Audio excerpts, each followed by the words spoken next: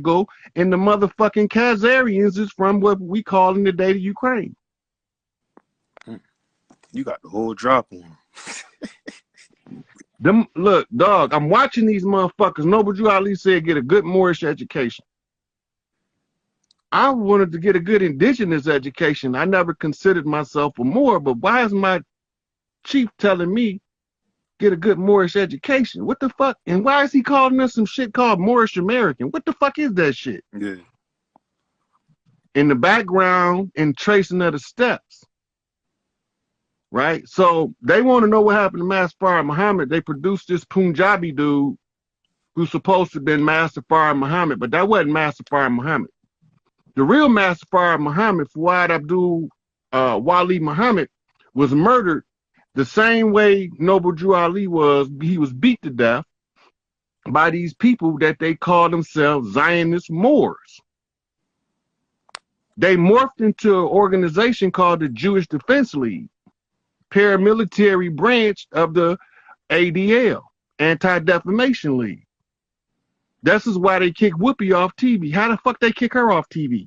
She's a fucking Jew. Goldberg. Right? Well, how they kick her off the show for saying that Jew is about hate on hate and it wasn't about race? That shit true. It's about how people hate people. It don't got nothing to do with race. Because when you hate people, any excuse will do to fill the bill to assassinate the character or to murder the people. I know who they is, I know where they came from, and I know they don't belong here, and I know they got to go. ASAP. So they waiting on us to reclaim our shit. They already conceded defeat. That's not an issue. That's not an argument anymore. They didn't know that this would be the nigga that they was allowing in to determine if I could see who they is separate from who we is. Right? So they laughed at me because I ain't had no alphabets behind my name. Try to start whooping they motherfucking ass with the facts. Putting them in the stranglehold of truth. Right? Hitting them with the hips off of motherfucking receipts. Right? Beating them in the head with a bag of nickels.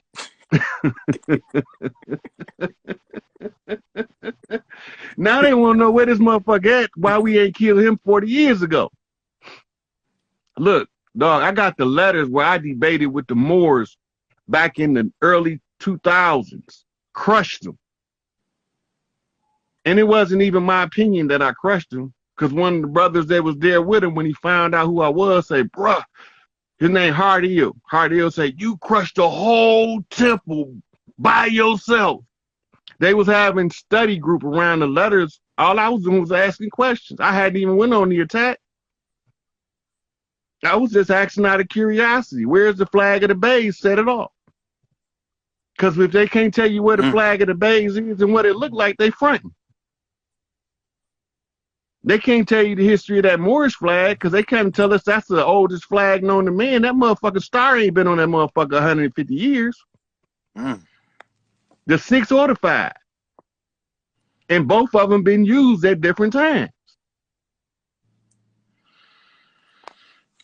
So all the time what they told us in the Bible was the facts. The Jacobins.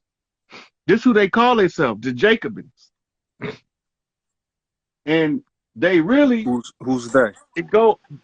Look, this should go all the way back to ancient Kemet, to what they call the priest wars. Right? In the priest wars, it was the Egyptian priests versus the priests from the land of Anpu, but we call it Kenya today. This shit ain't hard to find if you just read a couple books on Egypt and tell you about because that's some of the most fascinating parts of the Egyptian history. But a historian is studying the priest wars and the conjure and how they use the conjure to war against each other. What's the conjuring? What's that? Voodoo. Who got the strongest grasp for the use of who can read nature the best is what it boiled down to. Voodoo. Who can read nature the best? That means who do Big Mama love the most? That's all it means. Big Mama only gonna allow you to see what she wants you to see. Right? Then she gonna put you on a mission to go out and become her advocate. Go tell him what Big Mama wants you to, baby. Don't worry about it. You don't know what it is yet, but you'll know when you grow up. Straight from my Big Mama mouth. So the fuck I know what you want me to tell these people. And here I am. She told me, my mama told me. Now here I am telling y'all the shit that I didn't even know what I was supposed to be telling you. Spitting in facts. order to get us all back to Big Mama house. Spitting facts. I know it ain't no cap in your rap, bro. When you talk, it's something that you can actually feel, and it's not like superficial. It's not like you just grasping and pulling different random things out the air and trying to put shit together. It's nah. You was actually a man that put your brain down and did the studying, and you did half the work that we really don't even have to really even do on some stuff. Like it's good for us to do the work and understand it for our self-perspective, but for the fact that you out here and you preaching it the way you preaching it, bro, I respect you, bro. And not only that, because a lot of us want to be armed enough to be able to stand on the truth and tell it and be able to tell you where to find it. Most of us don't know that part. Even if we know a little bit of the truth, we don't know enough of it to argue the point without looking like a jackass. Right. It's like these are, excuse me. Sticky. I'm over here trying to get right to it. I'm over here. This shit hard as hell.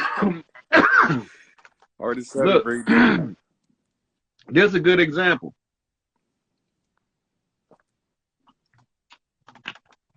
If you go back and study just this part, you'll see all of the chiefs always required anybody come on to talk to them, they had to smoke the peace pipe.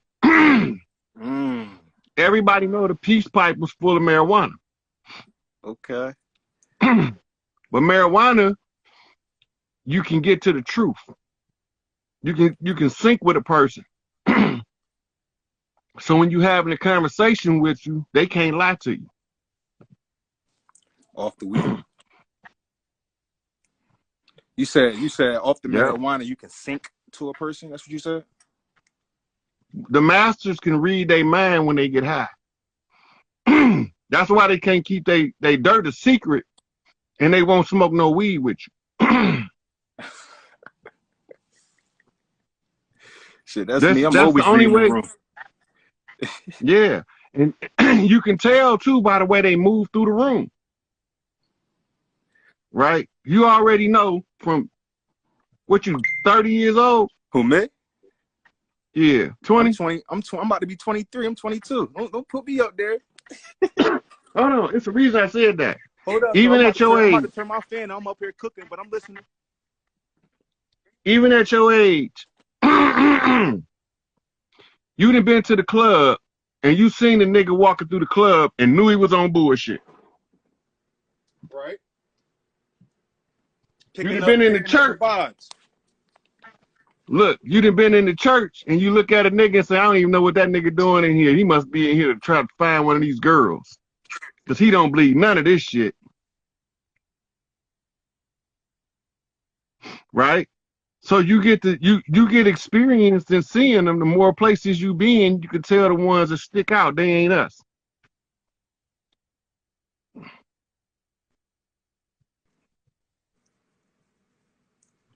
So when I do pick up that bad vibe, I'm picking up that bad guy.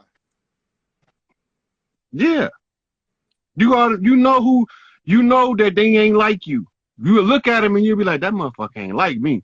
And it's not that bad vibe that I'm picking up out of pride and ego, but it's that bad vibe that I'm picking up as in like, why is this guy moving? Because he's a rotten motherfucker in relation to us.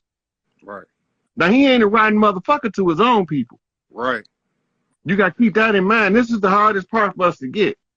They love the shit out of each other like we love the shit out of each other. They just express it different. And because they express it different, they tell us that they not us. So that's the sign. right? That's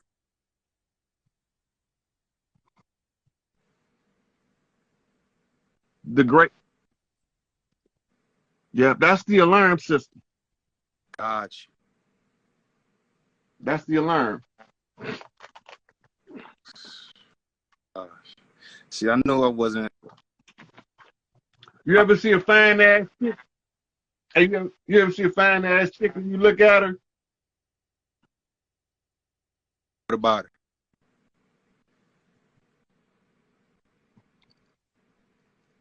I don't know what's going on, but you freezing up a lot. You can't hear me? You cutting in and out. I am. That's what's up, Indiana. Yeah, yeah. So I just stumbled across your page maybe 1 or 2 days ago. One of my guys sent me over some info, and I really couldn't stop watching your videos ever since. And there's aspects of what you were talking about tonight that I just kind of wanted clarification on. Mm-hmm. So with the gentleman you were just speaking with, you made mention of uh, being around individuals that have a different frequency or vibration than you. You said they look like us, but they're not us. What is the not us aspect? They're not from our bloodlines. They're not even from Earth. They're not native nowhere on Earth. They look like us, but they're not native to the planet at all.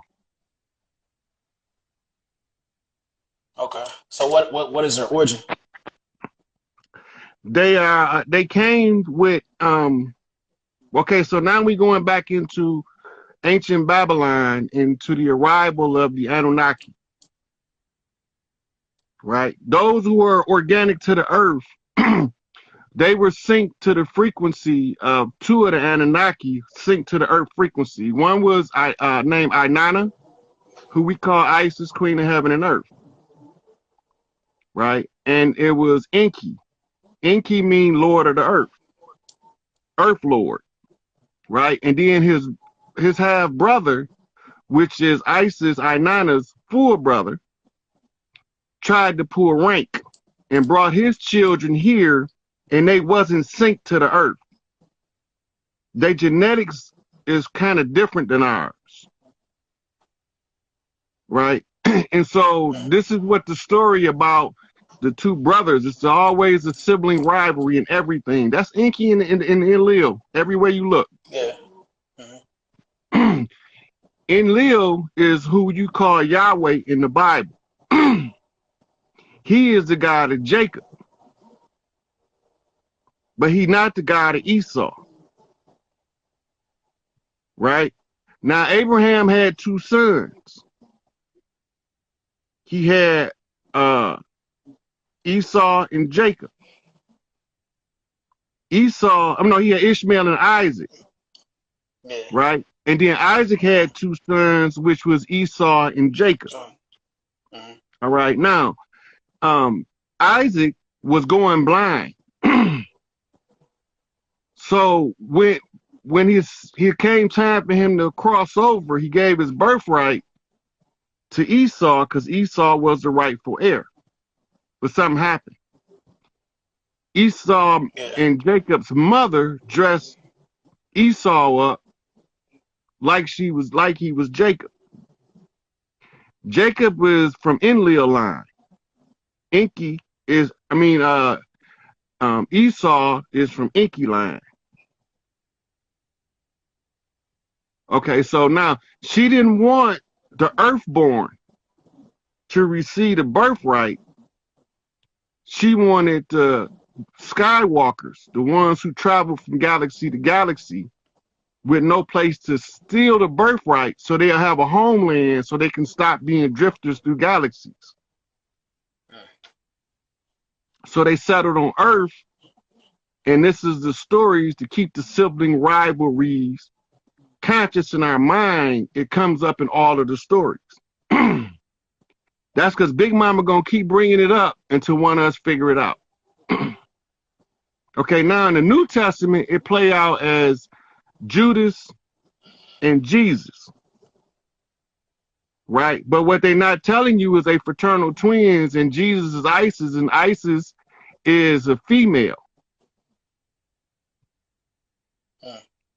right? Now, all of the words of the red is not one person; it's two people. Because Interesting. everywhere she went, she took her son with her. He was Mama's right hand man. The story of Isis and Horus. It's in the now you in hieroglyphics now. You see how the information is broke down into pieces. This piece in this language and this culture go with this piece. This piece in this language and this culture go with that piece. So now you jumping all over the place trying to put the puzzle together. Right? Now this is called the game of the gods. In the game of the gods, it's only one of the gods that was never allowed to play. In Norse mythology, they call him Loki. In China, they call him the Monkey King, Sun Wukong. In India, he's Ram in the Ramayana, the exiled priest, which was the prince, heir to the throne. And when you get in the Middle East, he Nimrod. When you get over here, he Quetzalcoatl. Right? So when you put them all together, you be like, wait a minute, all of it, these are Thoth incarnations. Because they all got Thoth symbol. Right? And the symbol is always the same. The Monkey King with the band on his head because they wanted to restrict his mind power, but they couldn't restrict him. In the Middle East, they say Nimrod was the only mortal that the gods feared. Right? So when you go through the Egyptian stories, you'll find that the king of the gods, Anu, was only beholden to one, which was called the earth god, which was Thoth. Right? So he is the one who's made all of this shit. All of them start, y'all got to fix this shit. The problem came in a little over 15,000 years ago with the last of the Anunaki Wars, or what they call in India the Brahmanas Wars. During the Brahmanas Wars, Thoth was like, fuck this bullshit, get these motherfuckers out of here if I have to tear it all up. And he hit the planet with something called a planet destroyer. The GINDJAB is what it's called in Hindi. Right? It's a planet annihilator weapon. It's a nuclear bomb of massive proportions. But it was to get rid of the parasites. So when you read in the Emerald Tablets, he say, well, I had got rid of the Dark Brothers, but the priests brought them back down here. Right? What is he talking about? Because originally, when Atlantis fell, the great Atlan, which was part of the ancient Tartarian civilization, it was the capital. That was over here. So when that land fall, it was a war then that caused the fall. They didn't just fall, but this war involved people from other planets in the solar system, is why some of them is totally annihilated. Like Mars. Mars was a bustling planet with an atmosphere similar to Earth. It just never got cold on Mars. You got to be able to live in sub-Saharan Africa with no cover to survive on ancient Mars. Right? Because the atmosphere is different. The humidity was different.